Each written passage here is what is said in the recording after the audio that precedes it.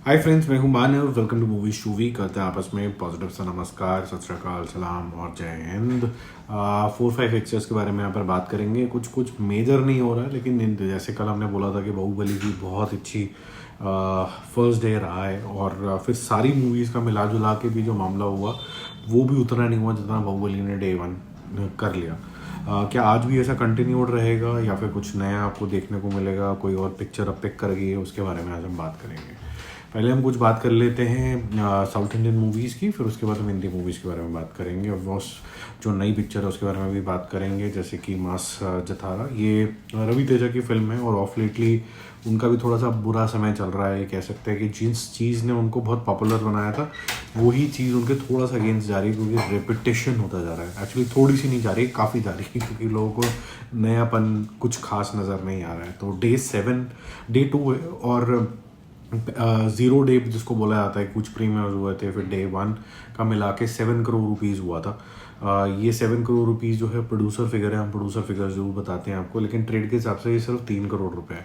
So whatever you want to believe, और आज भी सिर्फ 3 करोड़ रुपए ही आने वाले। तो technically it is 6 crore rupees, but अगर 7 भी मानते हो तो ये मतलब 10 करोड़ हो जाएगा। लेकिन ये क्लियर इंडिकेशन है कि पब्लिक को जो रवि तेजा करते आए हैं वैसा तो नहीं चाहिए। अब क्या चाहिए?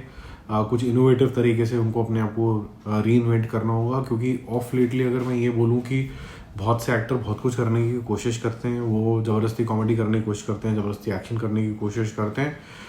रवि तेजा का एक्शन, मस्ती, मजाक, ये सब चीज़ें अच्छा तो लगता है, लेकिन ये ऑफ ट्रैक जा रहा है। तो कोई ऐसी पिक्चर चाहिए होगी वापस से राउडी राठौड़ टाइप की, जिसके अंदर एकदम ये स्मूथ लाइक बटर जैसे बोलते हैं ना, वहाँ पर आपको एक परफॉर्मेंस देके जाए जहाँ स्टोरी हीरो हो, ना कि हीरो हो।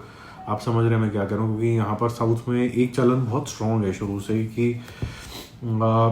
एक हीरो काफ़ी सारे लोगों को निपटा के चला जाएगा। वो कुछ हद तक जब तक नई बात थी ये, तब तक अच्छा लग रहा था। अभी मेरे ख्याल से जो पब्लिक है उसको थोड़ा और मांगता है, उसको स्टोरी भी डीपर चाहिए, तो वैसा चल रहा है। अब बाहुबली की बात करें, क्योंकि वो भी एक तेलुगु मूवी है जो कि पैन इंडिया मूवी बन गई, और काफ़ी बड़ी पैन इंडिया मूवी बन गई। उसके अंदर जो कंसंट्रेशन था बहुत बड़ा जो था वो स्टोरी के अंदर था। अब बहुत सारे लोग बहुत डिबेटेबल चीज़ें बोलेंगे कि भाई राजा मौली ज़्यादा ऑसम थे जिन उनका ये विजन था, या फिर डिलीवर कर पाना भी उतना ही इम्पोर्टेंट होता है। तो प्रभास है, प्रभास ने 4-5 साल भी दिए अपने, ये भी इम्पोर्टेंट होता है। तो कहीं ना कहीं कमिटमेंट एक्टर की भी आती है, तो ठीक बात है, इसमें कोई लड़ाई झगड़े वाली बात नहीं है। मूवी जो होती है एक मिला जुला ही संगठन होती है। किस ज़माने में शोले, मुगले आजम को इससे भी ज़्यादा टाइम लगा है करने के लिए। बट द पॉइंट इज़ कि जो क्रिएटर होता है मेरी समझ के हिसाब से, वो कई बार उतना ज़्यादा क्रेडिट नहीं लेके जाता जितना हीरो ले जाता है, चाहे हिंदी सिनेमा हो, चाहे तमिल, तेलुगु, मलयालम हो। जैसे कि मलयालम सिनेमा में भी हीरो ज़्यादा ले जाता है कई बार, फिर स्टोरी और डायरेक्टर साहब को बाद में मिलता है क्रेडिट। अगर मोहनलाल की पिक्चर आ गई तो मोहनलाल की पिक्चर है, कॉन्सेप्चुअलाइज किसी ने भी करी हो। तो अगर मुझे पर्सनल लेवल पे अगर ज़्यादा क्रेडिट अगर बाहुबली का देना हो, जिसने इंडियन सिनेमा को ट्रांसफॉर्म कर दिया, और तेलुगु सिनेमा, कोई सिनेमा है, इंडियन स्टेज पर लाके खड़ा करा, और वर्ल्ड स्टेज पे भी RRR का भी काफ़ी नाम हुआ, तो मैं ज़्यादा क्रेडिट राजा मौली साहब को देना चाहूँगा, and his father of course, because he had written the story. तो आज ये 7 क्रॉस करेगा। बहुत अच्छा कलेक्शन है ये, क्योंकि इतने बड़े कलेक्शन नॉर्मली नहीं आते। तो लोगों को बाहुबली द एपिक बहुत पसंद आ रही है। 11 करोड़ निकल कर थे, 7 करोड़ आज कर लिए हैं। टोटल मिला के हो गया 18 करोड़ रुपीज़। कल ये जिस स्पीड से जा रही थी ऐसा लग रहा था कि 13-14 करोड़ करेगा। मैंने आपको 13-14 करोड़ बताया था कल। मेरा एस्टिमेट था कि ये बहुत बड़ी रफ्तार पकड़ ली है। बट ये जो हल्का सा जो स्लो डाउन हुआ, ये इंडिकेशन है कि जो प्रभास के फैंस है, क्योंकि इसके अंदर 1.5 करोड़ रुपए की टोटल इनकम आई है हिंदी बेल्ट से, तो बड़ा क्लियर है कि जो प्रभास के फैंस है वो जो जिस वजह से वो इतना बड़ा स्टार बना उसको देखने ज़रूर गए हैं। फिर ऑब्वियसली ये बहुत बारी देख लिया पिक्चर लोगों ने, तो बड़ी स्क्रीन पे क्यों इसको लॉन्च किया गया वो बात तो मुझे भी समझ में नहीं आई थी, क्योंकि टेक्निकली बहुत बारी बहुत कुछ देख चुके हैं। It's just a small rehash of your memories that something great was created some time back, and something can be done in the future as well. So it's just a I would say a reminder, plus it is smartly cut so that आपके जो आगे वाली जो movie आने वाली है, बाहुबली की animated movie आनी है, उसकी थोड़ी क्यूरियोसिटी बन जाए। ठीक है, अब चलते हैं हिंदी फिल्मों की तरफ। इसके अंदर 3 फिल्में, एक दीवाने की दीवानियत, थामा और द ताज स्टोरी 2। एक दीवाने की दीवानियत का डे 12 है और सेम बिजनेस करेगा लगभग। कल 3 करोड़ किया था, 3.25 करोड़ करके फिर भी बहुत स्टेबल है। 68 करोड़ रुपीज़ का टोटल पहुंच गया है नेट इंडिया लेवल पे, और करीबन 84 crore rupees worldwide wide टोटल है। ये ऐसा लग रहा है कि वर्ल्ड वाइड टोटल में सेंचुरी मारेगी, which will be a very big thing for Harshvardhan Rane for sure, and for let's say newcomers as well. हिम्मत तो बढ़ती है, देखो आओ एक्सपेरिमेंट करो, मज़ा आएगा। थामा में भी आउटसाइडर ही है, बट अब आयुष्मान थोड़ा सा आउटसाइडर नहीं है, वो इनसाइडर हो गया। काफ़ी पिक्चरें कर ली उन्होंने, तो मैं चाहूँगा कि वो जिसको समझ रहे हैं कि मैं बहुत एक्सपेरिमेंट करता हूँ, वो स्क्रिप्ट में थोड़ा थोड़ा एक्सपेरिमेंट है, बट उनका रोल वो स्क्रिप्ट में सेम ही होता है। Boy next door, middle class, lower middle class, उस तरीके के जोन में ही होता है। तो he should experiment with his looks also. Boy next door की जगह कुछ और ट्राई करें तो तब पता चलेगा कि एक्टर में कितनी वेरिएशन है, अदरवाइज सब कुछ सेम है अभी टेक्निकली स्पीकिंग।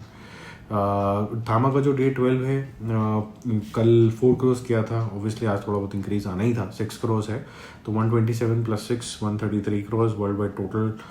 टेक्निकली 181 करोड़ है मेरी समझ के हिसाब से, 182 करोड़, बट इसके पोस्टर्स आने बंद हो गए हैं, किसी के भी कोई खास पोस्टर नहीं आ रहे हैं अब, और कोई बहुत धमाकेदार पिक्चर भी नहीं आ रही है कि भाई अब उसके वेव ही चल गई है। जैसे फॉर एग्जांपल ऑलमोस्ट 30 दिन तक हमने कंतारा चैप्टर 1 कवर करी थी, और कई लोगों ने बोला कि दोबारा और कवर करो। उसको कवर करने का फ़ायदा नहीं है क्योंकि OTT के ऊपर अब रिलीज़ हो चुकी है, so no point covering it. But अगर आपको फिर भी जानना है तो मैं कल संडे वाला दिन है तो एक कल्मिनेशन हो जाएगा, उसके बाद तो देखो बहुत ज़्यादा ड्रॉप करेगी, कल मैं आपको बता दूंगा फॉर श्योर। ठीक है, अब चलते हैं जो थोड़ी कंट्रोवर्शियल मूवी रही है, द ताज स्टोरी, और इसको ने सब ने ही, मुझे ये चीज़ अच्छी लगी, सब ने ही ये क्वेश्चन इसके ऊपर उठाया है कि पहले तो ये कौन सी PR है जिसने बोला कि भाई सबकी आंखें खुल गई, लोग भर भर के जा रहे हैं, ये वो है, क्योंकि नंबर्स तो ये दिख नहीं रहे हैं। दूसरी बात कि ये बोल देना कि ये बस सच की वेट ही हो रही थी, और जो फीडबैक आ रहा है बल्कि मार्केट से हर एक का ये आ रहा है कि यार ये जो हमारा कोर्ट है, ये कोर्ट है कि चारपाई है कि बैठ के चलो डिस्कशन करते हैं, तू जीता कि मैं जीता। और यहाँ की जो दलीलें बिल्कुल वैसी आपको लगेंगी, इसके अंदर कोई फैक्ट नहीं बल्कि इमोशन ज़्यादा नज़र आएंगे। ठीक है, तो वो it's not very well researched film so to say, and I am also slightly upset with Paresh Rawal as well. So if you watch his movies you will realize that he's doing the same kind of acting I would say for 20 years now। एक वो बाबू राव का acting अगर आप छोड़ दो, बाकी सारी acting उनकी सेम ही होती है, बचपन से सेम ही एक्टिंग वो कर रहे हैं। वो मुझे नहीं लगता कि वो एक्टिंग में वेरिएशन ला रहे हैं। अगेन इनका ये है कि जो भी ये कर रहे हैं बहुत ईमानदारी से करते हैं, वो कन्विंसिंग तरीके से करके चले जाते हैं, लेकिन एक्टिंग में वेरिएशन नहीं है, एक्सप्रेशन में कोई वेरिएशन नहीं है। आप बड़ी प्रेडिक्टेबल से लगते हैं, आपको पता है कि ये परेश रावल रोल कर रहा है तो ये ऐसे ही करेगा। तो कल 1.25 किया था, यानी कि 1.25 करोड़, आज भी 1.25 करोड़ करके 2.5 करोड़ है। तो ये जो ज़बरदस्ती के क्लेम है कि बस दुनिया वेट ही कर रही थी इस मूवी की, वो अनफॉर्चुनेटली सारे गलत है। बाकी हम जल्दी मिलेंगे और रिव्यूज़ और अपडेट्स के साथ। Stay connected, bye bye.